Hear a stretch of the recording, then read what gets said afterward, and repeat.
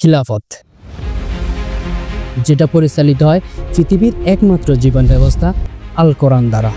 যে শাসন ব্যবস্থায় ধনী গরিব সাদা কালো এবং কি খুদ খলিফাকেও জবাবদিহি করতে হয়। যে শাসন ব্যবস্থা মুসলমানদেরকে নিয়ে গেছিল পৃথিবীর সুপার পাওয়ারের মর্যাদায়। সেই খেলাফতের পতনের মাধ্যমে মুসলমানদের উপরে শুরু হয় অত্যাচার নির্যাতনের।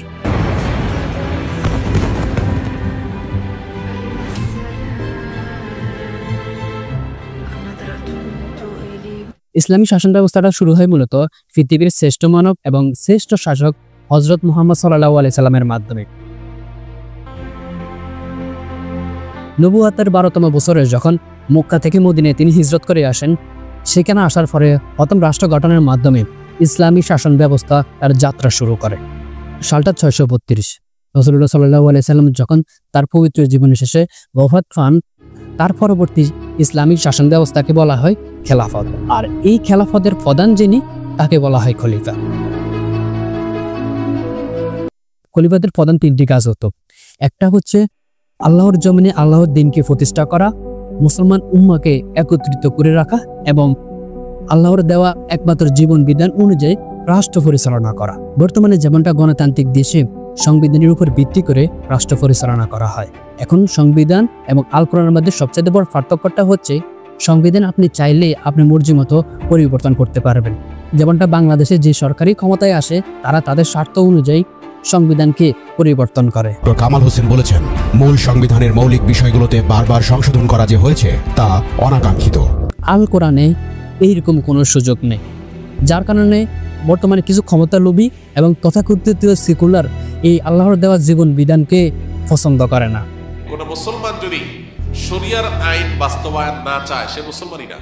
এখন এই মহান শাসন ব্যবস্থার প্রধান হতে হলে অবশ্যই তার মধ্যে কিছু গুণ থাকতে হবে, যেমন তিনি সৎ হতে হবে, তার মধ্যে ক্ষমতার কোনো লোভ থাকা যাবে না এবং ইসলামী শরিয়ত সম্পর্কে পর্যাপ্ত জ্ঞান থাকতে হবে। অবশ্যই তিনি পুরুষ হতে হবে। আবার যে কেউ কিন্তু এই খলিফা নির্ণয়ের ক্ষেত্রে অংশগ্রহণ করতে পারবে না। যাদের মধ্যে ইসলামিক জ্ঞান এবং শরিয়ত সম্পর্কে পর্যাপ্ত জ্ঞান আছে, সেই ইসলামিক ব্যক্তিবর্গই কিন্তু এখানে অংশগ্রহণ করতে পারতে। ঠিক এই জায়গাটাই নাস্তিকদের সবচেয়ে বড় মাথা ব্যথা।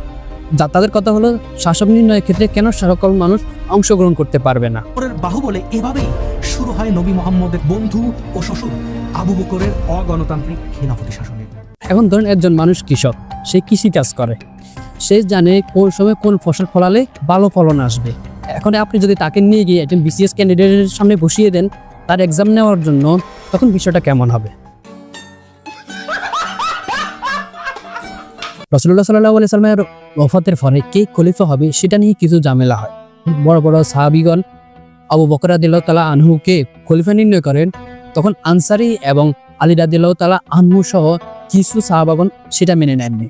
কিছু কিছু সাহাবী বলেন খলিফা হবেন আলী রাদিয়াল্লাহু তাআলা আনহু, কারণ তিনি রাসূলুল্লাহ সাল্লাল্লাহু আলাইহি সাল্লামের বংশধর এবং উত্তরসূরি। এখানে প্রশ্ন ওঠাটাই স্বাভাবিক, আলী রাদিয়াল্লাহু তাআলা আনহু রাসূলের বংশধর এবং মেয়ের জামাই হওয়ার পরও কেন তিনি খলিফা হলেন না? যদি আমরা এর থেকে একটু পিছনে যাই, যখন কোরআন নাজিল হয় তখন আলী রাদিয়াল্লাহু তাআলা আনহুর বয়স ছিল মাত্র 10 বছর এবং হযরত আবু বকর রাদিয়াল্লাহু তাআলা আনহুর বয়স ছিল 38 বছর এবং আবু বকর রাদিয়াল্লাহু তাআলা আনহু ছিলেন রাসূলুল্লাহ সাল্লাল্লাহু আলাইহি সাল্লামের ঘনিষ্ঠ বন্ধু, যার কারণে ইসলামের বিধান এবং ইসলামের শাসন ব্যবস্থা আলী রাদিয়াল্লাহু তাআলা আনহুর তুলনায় আবু বকর রাদিয়াল্লাহু তাআলা আনহু বেশি জানতেন এবং তার অভিজ্ঞতা ছিল বেশি। খলিফা নির্ণয়ের এই কন্ট্রোভার্সির কারণে মুসলমান উম্মার মধ্যে ফাটলের সৃষ্টি হয় এবং কিছু কিছু গোত্র বিদ্রোহ করে বসে।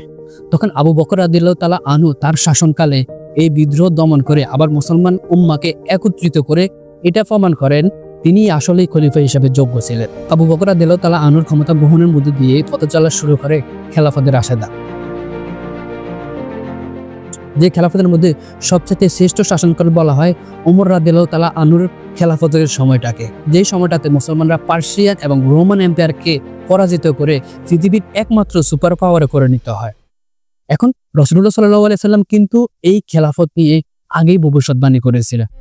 রাসূলের ভবিষ্যৎবাণী অনুযায়ী তার মৃত্যুর পরবর্তী সময় আসবে নবুয়তের আদলে খেলাফত এবং সেই খেলাফত 30 বছর স্থায়ী হবে। তারপরে আসবে রাজতন্ত্র এবং তারপরে আসবে ব্যভিচারী শাসন ব্যবস্থা এবং সর্বশেষে আবার নবুয়তের আদলে খেলাফত ব্যবস্থায় ফিরে আসবে।